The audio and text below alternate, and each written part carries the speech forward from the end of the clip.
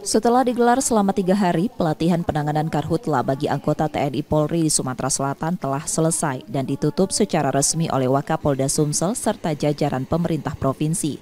Pelatihan ini diikuti 250 personel terdiri dari 200 anggota polisi dan 50 anggota TNI.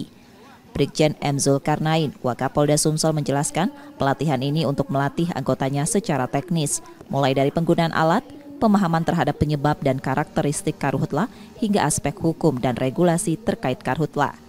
Pelatihan dilakukan agar setiap personel yang dilatih dapat menguasai secara teknis pencegahan dan penanganan karhutla secara efektif.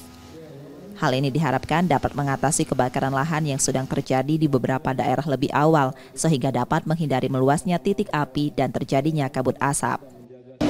Ya, kita bisa tahu sendiri bahwa luas wilayah kita sangat luas, terutama di wilayah gambut kita, tapi kita akan berupaya apabila ada api, kita akan segera padamkan. Ya kalau tidak dilakukan, kita anggota kan tidak kenal dengan peralatan pemadaman kebakaran.